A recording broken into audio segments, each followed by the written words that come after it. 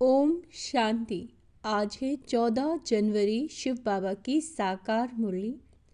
आज मीठे बाबा कहते हैं, मीठे बच्चे, तुम्हारी नज़र शरीरों पर नहीं जानी चाहिए। अपने को आत्मा समझो, शरीरों को मत देखो। प्रश्न, हर एक ब्राह्मण बच्चे को विशेष किन दो बातों पर ध्यान देना है? उत्तर, पढ़ाई पर और दैवी गुणों पर। दो चीज़ों पर अटेंशन देनी है, पढ़ाई पर और दैविक गुणों पर। कई बच्चों को क्रोध का अंश भी नहीं है। कई बच्चों में कोई तो क्रोध में आकर बहुत लड़ते हैं। बच्चों को ख्याल करना चाहिए कि हमको दैवी गुण धारण करके देवता बनना है। कभी गुस्से में आकर बातचीत नहीं करनी चाहिए। बाबा कहते हैं, किसी बच्चे में क्रोध है तो वह भूतनाथ भूतनाथनी है। ऐसे भूत वालों से तुम्हें बात भी नहीं करनी है। गीत है, तकदीर जगाकर आई हूँ। ओम शांति। बच्चों ने गीत सुना और कोई भी सत्संग में कभी रिकॉर्ड पर नहीं समझाते, वहाँ शास्त्र सुनाते हैं। जैसे गुरुद्वारे में ग्रंथ का 2 वचन निकालते हैं, फिर कथा करने वाला बैठकर उसका विस्तार करते हैं। रिकॉर्ड पर कोई समझाए ये कहीं होता नहीं। अब बाप समझाते हैं कि ये सब गीत हैं। भक्ति मार्ग के बच्चों को समझाया गया है, ज्ञान अलग चीज है। ज्ञान अलग चीज है जो एक निराकार शिव से मिल सकता है। इसको कहा जाता है रूहानी ज्ञान, स्पिरिचुअल नॉलेज। ज्ञान तो बहुत प्रकार के होते हैं ना। कोई से पूछा जाएगा, यह गलीचा कैसे बनता है? तुमको ज्ञान है, हर चीज का ज्ञान होता है। वह है ही जिस्मानी बातें। बच्चे जानते हैं, हम आत्माओं का रूहानी बाप वह एक है। उनका रूप दिखाई नहीं पड़ता। उस निराकार का चित्र भी सालीग्राम मिसल। उनको ही परमात्मा कहते हैं। उसको कहा ही जाता है निराकार। मनुष्य जैसा आकार नहीं, हर वस्तु का आकार जरूर होता है। उन सब में छोटा आकार है आत्मा का। उनको कुदरत ही कहेंगे। आत्मा बहुत छोटी है जो इन आंखों से देखने में नहीं आती। तुम बच्चों को दिव्य दृष्टि मिलती है जिससे सब साक्षात्कार करते हैं। जो पास्ट हो गए उनको दिव्य दृष्टि से देखा जाता है। पहले नंबर में तो ये पास्ट हो गया और फिर आए हैं तो उनका भी साक्षात्कार होता है बहुत सूक्ष्म। इससे समझ सकते हैं, सिवाय परम पिता परमात्मा के आत्मा का ज्ञान कोई दे नहीं सकता। मनुष्य आत्मा को यथार्थ रीति नहीं जानते, वैसे परमात्मा को भी यथार्थ रीति नहीं जान सकते। दुनिया में मनुष्यों के अनेक मत हैं। कोई कहते हैं आत्मा परमात्मा में लीन हो जाती है।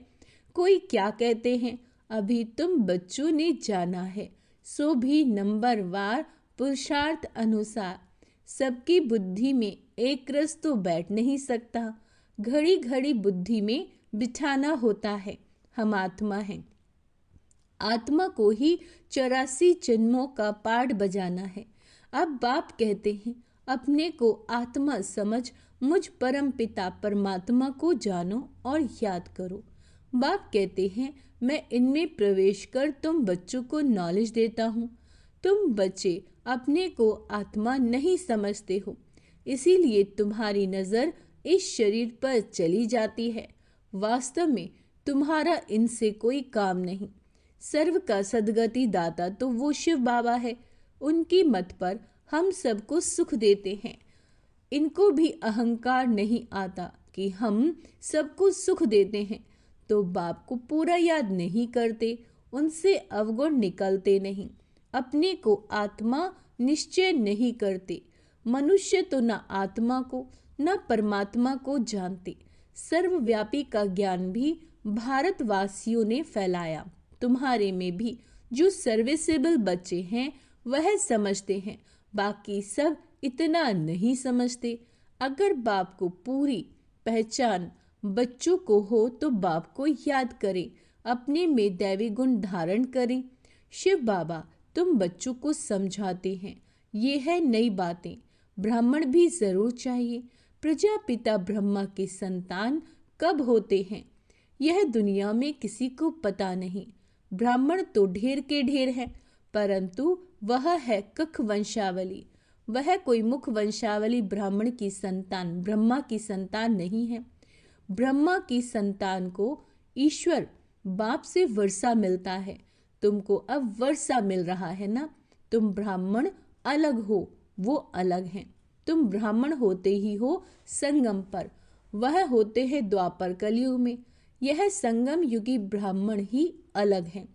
प्रजापिता ब्रह्मा के ढेर बच्चे हैं। बलहद के बाप को भी ब्रह्मा कहेंगे क्योंकि बच्चे पैदा करते हैं, परंतु वह है जिस्म की बात। यह बाप तो कहेंगे सब आत्माएं हमारे बच्चे हैं। तुम हो मीठे मीठे रूहानी बच्चे। ये किसी को समझाना सहज है। शिव बाबा को अपना शरीर नहीं है। शिव बाबा कहते हैं शिव जयंती मनाते हैं, परंतु उनका शरीर देखने में नहीं आता। बाकी और सबका शरीर है। सब आत्माओं का अपना अपना शरीर है। शरीर का नाम पड़ता है, परमात्मा का अपना शरीर ही नहीं, इसीलिए उनको परम आत्मा कहा जाता है। उनकी आत्मा का ही नाम शिव है। वह कभी बदलता नहीं। शरीर बदलते हैं तो नाम भी बदल जाते हैं। शिव बाबा कहते हैं मैं तो सदैव निराकार परम आत्मा ही हूँ। ड्रामा के प्लान अनुसार अभी ये शरीर लिया है। सन्यासियों का भी नाम बदलता है। गुरु का बनते हैं तो नाम बदलता है। तुम्हारे भी नाम बदलते थे, परंतु कहाँ तक नाम बदलते रहेंगे। कितने भागंती हो गए जो उस समय थे, उनका नाम रख दिया, अब नाम नहीं रखते। किस पर भी विश्वास नहीं है। माया बहुतों को हरा देती है तो भागंती हो जाते हैं। इसीलिए बाबा किसी का भी नाम नहीं रखते। किसका रखें किसका ना रखें ये भी ठीक नहीं। कहते तो सब हैं बाबा हम आपके हो चुके हैं, परंतु यथार्थ रीति हमारे होते थोड़े ही हैं। बहुत है जो वारिस बनने के राज को भी नहीं जानते। बाबा के पास मिलने आते हैं, परंतु वारिस नहीं हैं। विजय माला में नहीं आ सकते।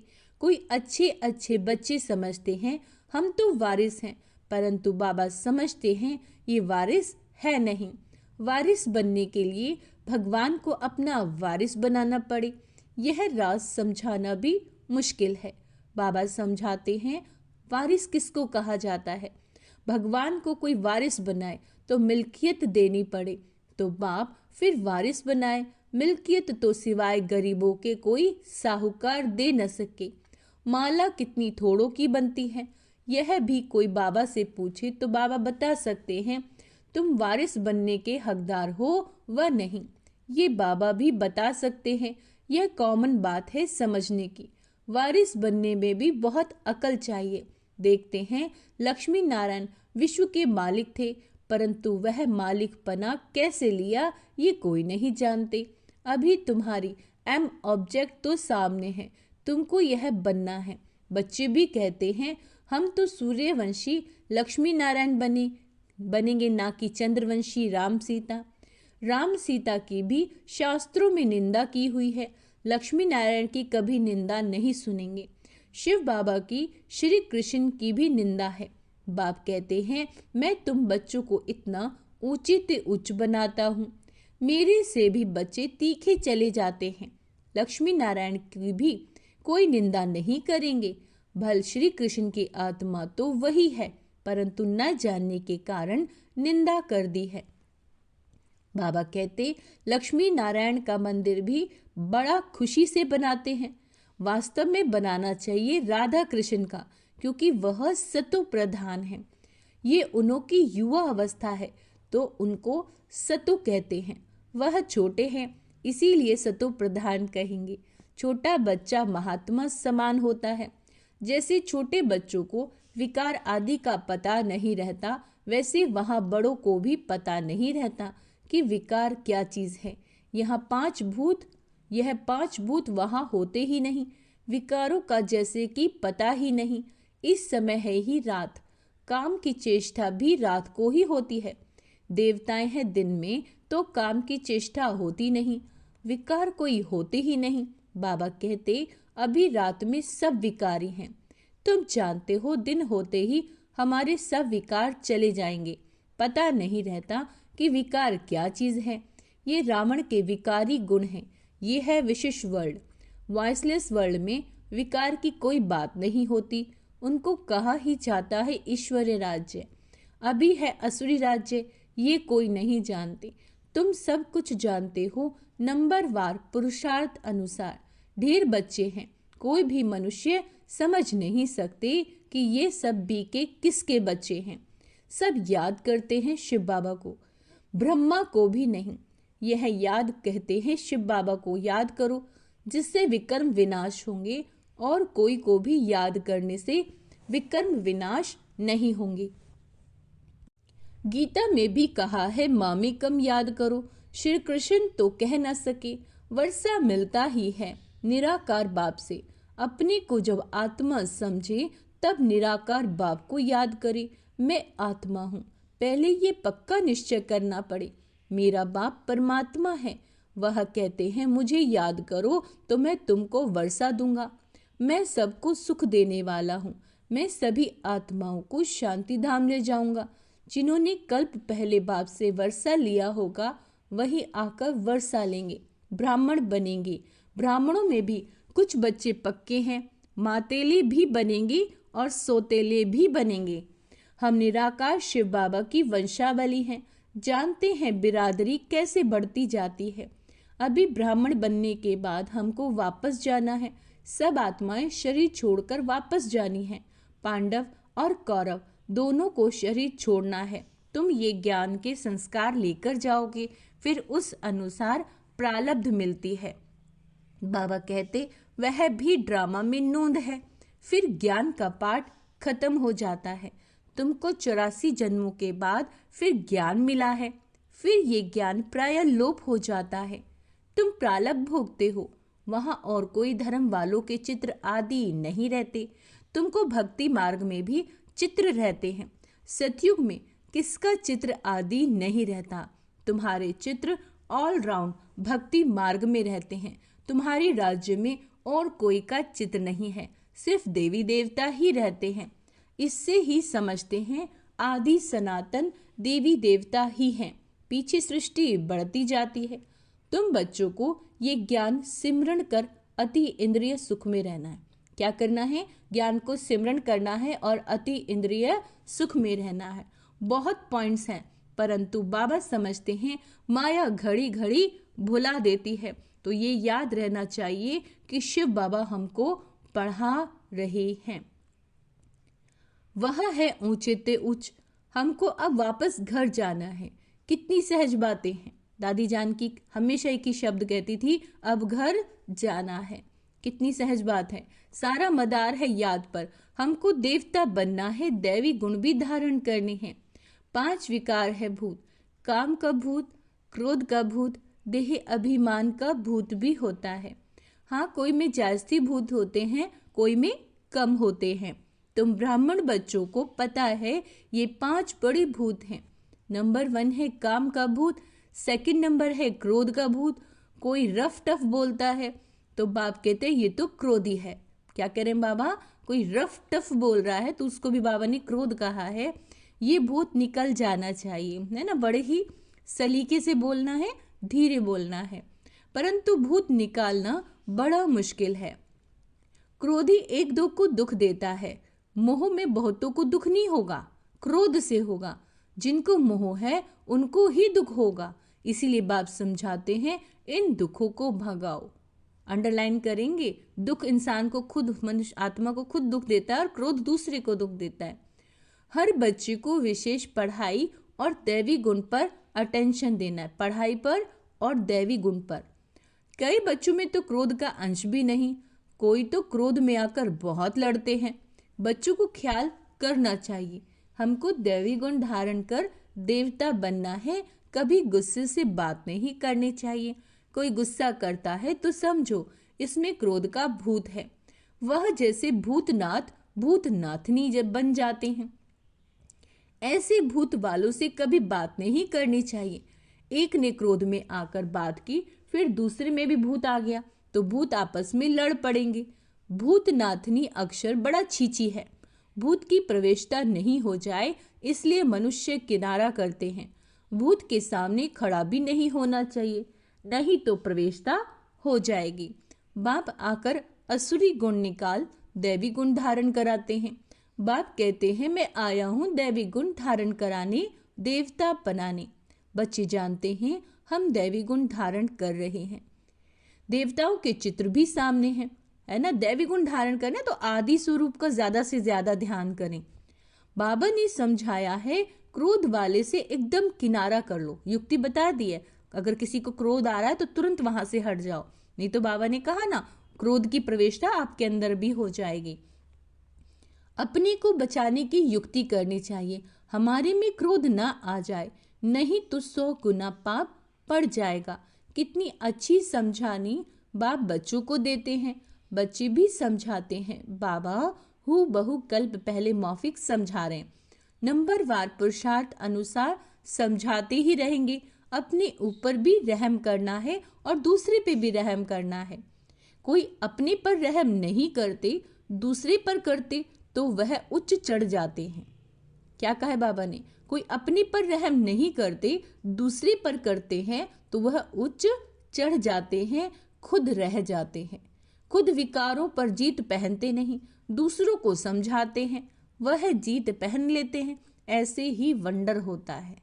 क्या कह रहे हैं बाबा, दूसरे आगे जीत पहन लेते हैं और वो रह जाते हैं, तो ऐसे वंडर होता है। अच्छा, मीठे मीठे सिक्के लदे बच्चों प्रति माता पिता बाप दादा का याद प्यार और गुड मॉर्निंग। रूहानी बाप की रूहानी बच्चों को नमस्ते। हम रूहानी बच्चों की रूहानी बाप दादा को याद प्यार गुड मॉर्निंग नमस्ते। मीठे बाबा, शुक्रिया बाबा, शुक्रिया। धारणा के लिए मुख्य सार, ज्ञान का सिमरण कर अति इंद्रिय सुख में रहना है। किसी से भी रफ टफ बातचीत नहीं करनी। कोई गुस्से से बात करे तो उससे किनारा कर लेना है। दूसरा, भगवान का वारिस बनने के लिए पहले उन्हें अपना वारिस बनाना है। समझदार बन अपना सब कुछ बाप हवाले कर ममत्व मिटा देना है। अपने ऊपर आपे ही रहम करनी है। वरदान, साक्षी हो ऊंची स्टेज द्वारा सर्व आत्माओं को सकाश देने वाले बाप समान अव्यक्त फरिश्ता भव। साक्षी हो ऊंची स्टेज द्वारा सर्व आत्माओं को सकाश देने वाले बाप समान अव्यक्त फरिश्ता भव। चलते फिरते सदैव अपने को निराकारी आत्मा, कर्म करते अव्यक्त फरिश्ता समझो तो सदा खुशी में ऊपर उड़ते रहोगे। फरिश्ता अर्थात ऊंची स्टेज पर रहने वाला। इस देह की दुनिया में जो कुछ भी होता है उसे साक्षी हो और पाठ को देखते रहो और सकाश देते रहो, है ना। साक्षी होकर ड्रामा को देखो और सकाश देनी है। सीट से उतर, सकाश नहीं दी जाती। सीट से उतरना यानी अपनी अवस्था से गिरना, व्यर्थ संकल्पों में जाना। ऊंची स्टेज पर स्थित होकर वृत्ति दृष्टि से सहयोग की, कल्याण की सकाश दो। मिक्स होकर नहीं, तब किसी भी प्रकार के वातावरण से सेफ रह बाप समान अव्यक्त फरिश्ता भव के वरदानी बनेंगे। स्लोगन, याद बल द्वारा दुख को, याद के बल द्वारा दुख को सुख में और अशांति को शांति में परिवर्तन करो। अपनी शक्तिशाली मनसा द्वारा सकाश देने की सेवा करो। अपनी शुभ भावना, श्रेष्ठ कामना, श्रेष्ठ वृत्ति, श्रेष्ठ वाइब्रेशन द्वारा किसी भी स्थान पर रहते मनसा द्वारा अनेक आत्माओं की सेवा कर सकते हो। इसकी विधि है लाइट हाउस माइट हाउस बनना। इसमें स्थूल साधन, चांस या समय की प्रॉब्लम नहीं है, सिर्फ लाइट माइट से संपन्न बनने की आवश्यकता है। ठीक है, आज सभी ये वाली सेवा जरूर करेंगे। अच्छा, ओम शांति। तो आज का स्वमान अभ्यास करेंगे। मैं बाप समान अव्यक्त फरिश्ता हूँ। मैं साक्षी दृष्टा हूँ। मैं शांत स्वरूप आत्मा हूँ। ओम शांति।